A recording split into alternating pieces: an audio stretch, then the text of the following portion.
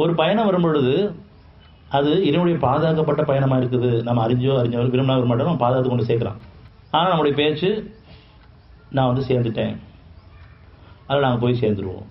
பல இடங்களில் நீங்கள் பஸ்ஸில் போனாலும் சரி, டூ வீலர் போனாலும் சரி, காரில் போனாலும் சரி, ஃப்ளைட்டில் போனாலும் சரி, ட்ரெயினில் போனாலும் சரி, எந்த வாகனத்தில் போனாலும் அது இறைவன் நமக்கு வசப்படுத்தி கொடுத்துருக்கான். அந்த நன்றியும் நம்ம போகணும். இறைவன் மறந்த நிலையில் பேசணும் நினைக்கிறோம்.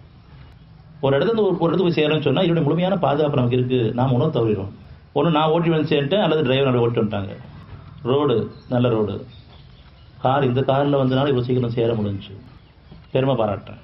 இறைவன் சொல்கிறது 11:41, அத்தியாயம் 11:41.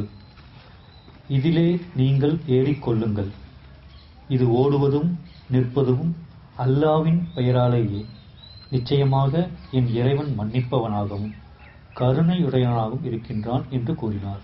இதிலே நீங்கள் ஏறிக்கொள்ளுங்கள். நீங்கள் எந்த வாகனத்தில் ஏறினாலும் சரி, சைக்கிளில் ஏறினாலும் சரி, பைக்கில் ஏறினாலும் சரி, பஸ்ஸில் ஏறினாலும் சரி, காரில் ஏறினாலும் சரி, கப்பலில் ஏறினாலும் சரி, ஃப்ளைட்டில் ஏறினாலும் சரி, இதிலே நீங்கள் ஏறிக்கொள்ளுங்கள். இது ஓடுவதும் நிற்பதும் அல்லாவின் பெயராலே.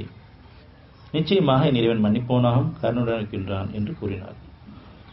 ஏன் அவன் மன்னிப்பும் கருணை இருக்குன்னு சொன்னால், நம்ம பேச்சுக்கள் எல்லாம் அநியாயமாக பேசிகிட்டு இருக்கோம், பொருள்களை புகழ ஆரம்பிக்கும். அவனுடைய மன்னிப்பையும் கருணையும் கொண்டு உங்களை சேர்க்கும் பொழுது அந்த நன்றி நம்மள்கிட்ட இல்லை. நம்ம புகழதெல்லாம் அந்த பொருள்களை, அதில் எனக்கு பெருமையும் இருக்குது.